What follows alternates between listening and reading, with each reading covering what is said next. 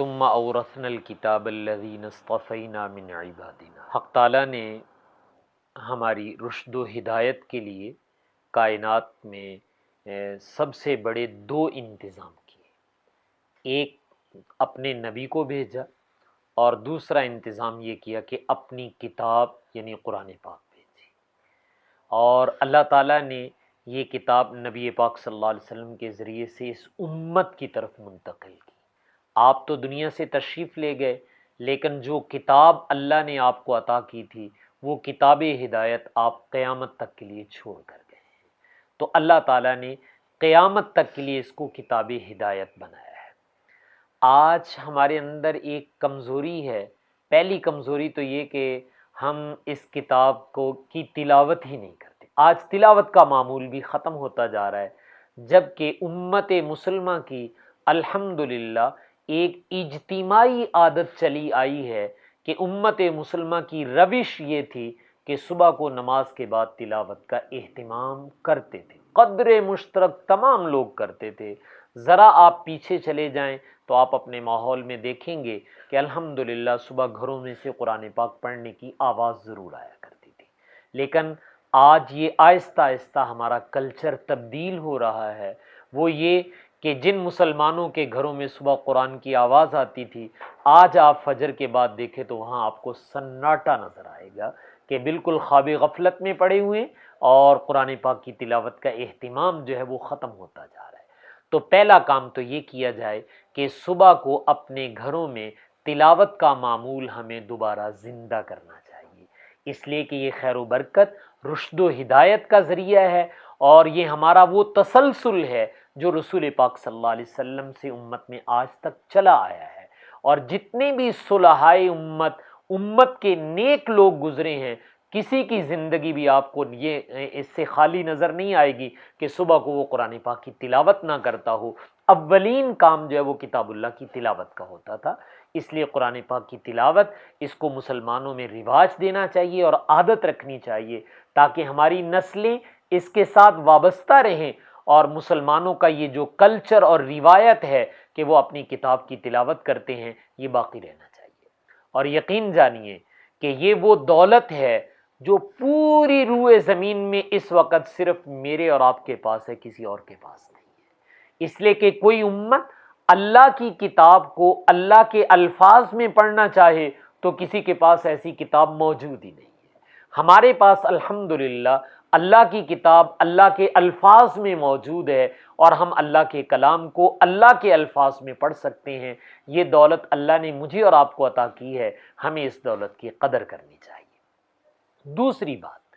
وہ یہ کہ قرآن پاک کو کس نقطۂ نظر سے پڑھنا چاہیے۔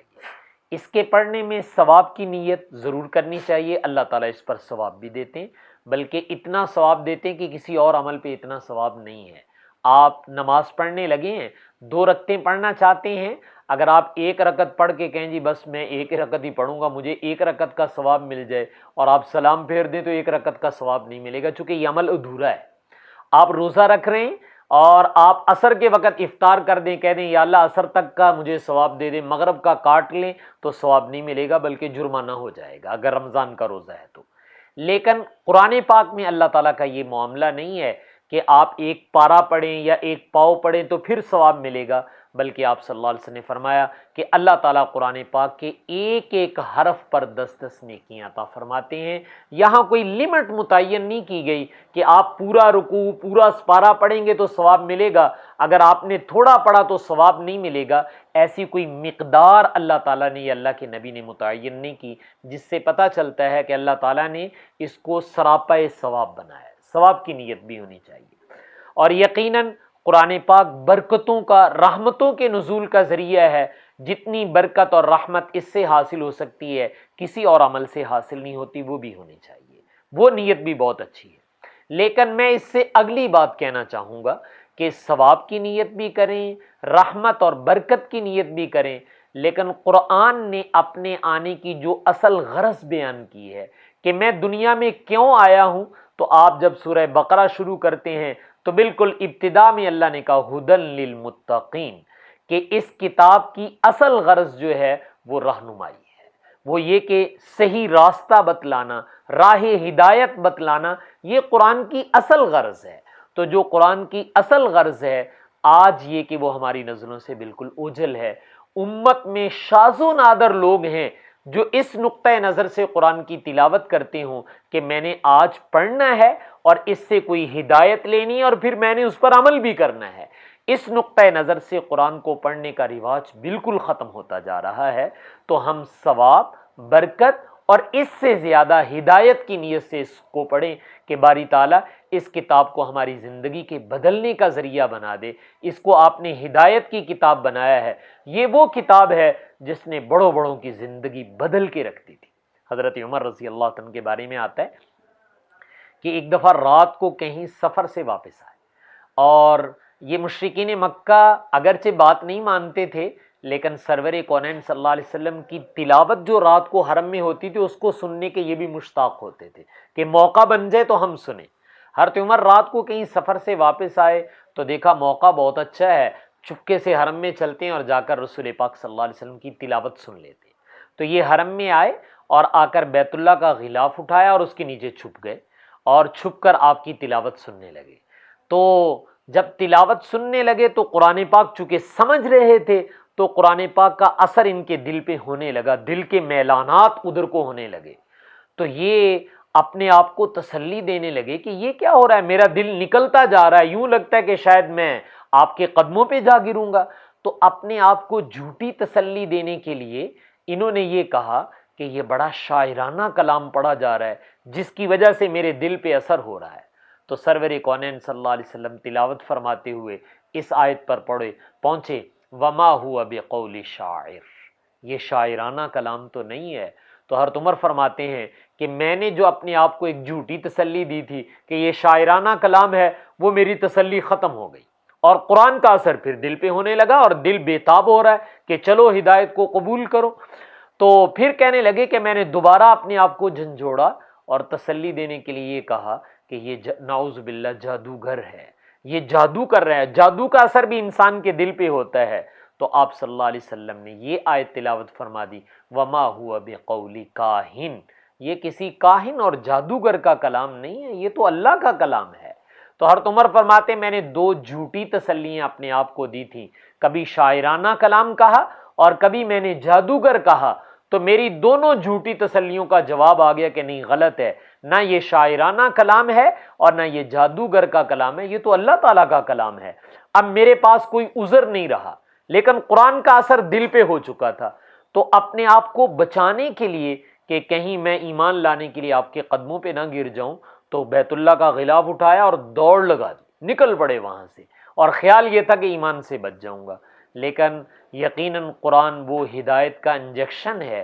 جیسے آپ دنیا میں دیکھتے ہیں کسی کو ذرا بے ہوش کرنا ہو تو انجیکشن لگا دیا جاتا ہے، وہ انجیکشن جیسے جیسے اندر جاتا ہے اس کے اوپر مریض پر اثر شروع ہو جاتا ہے۔ تو قرآن ہدایت کا اللہ نے انجیکشن بنایا ہے، جیسے جیسے یہ انسان کے اندر جاتا ہے انسان پر اس کا اثر ضرور ہوتا ہے۔ تو حضرت عمر پر بھی اس کا اثر تو پھر ہونا شروع ہو گیا، بھاگ کہاں سکتے تھے، چند دن کے بعد اپنی بہن کے گھر میں گئے اور وہاں بھی یہی قرآن سنا ہے، تو یہ قرآن سن کر حضرت عمر کا دل بدلا ہے اور آپ صلی اللہ علیہ وسلم کے قدموں پہ آ گرے ہیں اور اسلام کی دولت سے سرفراز ہو گئے، اسلام لے آئے ہیں۔ تو اس قرآن نے تو میں نے کہا بڑے بڑوں کی زندگی کو بدلا ہے، یہ میری اور آپ کی زندگی کو بھی بدلے گا۔ ایسا نہیں کہ اس میں اثر نہیں ہے، اللہ کا کلام ہے، اس میں اثر قیامت تک کے لیے ہے،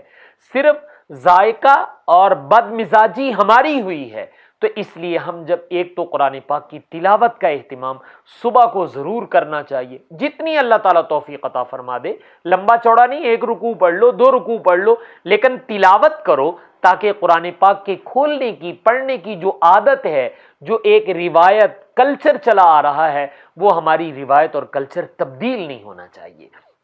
اور اس کے ساتھ ثواب کی نیت، برکت کی نیت بھی اور ہدایت لینے کی نیت بھی کی جائے کہ باری تعالیٰ اس کتاب کو ہماری ہدایت کا ذریعہ بنا دے۔ تو جب ہم ہدایت کی نیت سے پڑھیں گے، تھوڑا سا ترجمہ دیکھ لیا جائے، ایک رکوع چند آیات کا ترجمہ دیکھ لیا جائے، تو جب آپ ترجمہ دیکھیں گے تسلی سے بیٹھ کر، تو کبھی کبھی ایسے ہوتا ہے کہ ہم کسی آیت کو پڑھتے ہیں تو وہ آیت ہمارے دل کو کھٹکھٹانے لگتی ہے، دل وہاں رک جاتا ہے، یوں لگتا ہے کہ یہ میرے دل کو لگ رہی ہے۔ تو وہ جو دل کو آیت لگ رہی ہوتی ہے، یقین جانیے وہی آیت میری اور آپ کی ہدایت کا ذریعہ بننے والی ہے۔ اللہ نے ہر انسان کی ہدایت کا ذریعہ الگ الگ بنایا ہے، کسی کا کوئی آیت بن گئی، کسی کا کوئی آیت بن گئی۔ ہماری ہدایت کا ذریعہ یا ہماری زندگی کی تبدیلی کا ذریعہ بھی کسی آیت نے بننا ہے۔ تو جب ہم تھوڑا سا ترجمہ بھی ساتھ دیکھ لیں گے تو اس کی برکت یہ ہوگی کہ انشاءاللہ کوئی نہ کوئی آیت جو ہے وہ میرے اور آپ کے ضمیر کو جھنجھوڑے گی، اور جب وہ جھنجھوڑے گی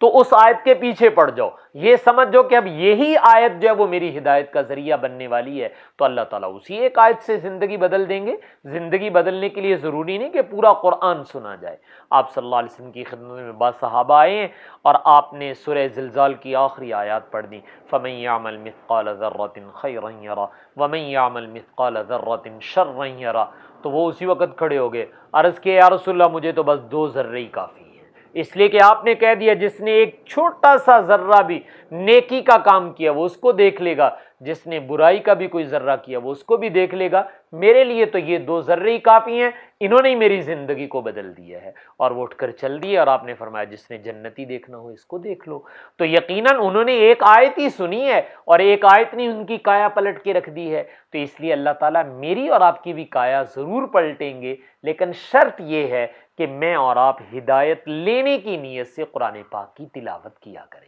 تو اس انداز سے اگر ہم اپنی تلاوت کا معمول، سمجھنے کا، تدبر کا معمول جاری رکھیں گے تو انشاءاللہ یہ اللہ تعالیٰ کی قرب و رضا، ثواب، برکتوں کا ذریعہ بھی بنے گا، اور سب سے بڑا یہ کہ ہماری زندگی کی تبدیلی کا ذریعہ بھی اسی نے بننا ہے، اس لیے اللہ نے اس کو باقی رکھا ہے اور قیامت تک اللہ تعالیٰ اس کو باقی رکھے گا۔ حق تعالیٰ سے دعا ہے کہ حق تعالیٰ مجھے آپ کو اس کی تلاوت اور تدبر اور عمل کرنے کی توفیق عطا فرمائے۔ وآخر دعوانا ان الحمد للہ رب العالمین۔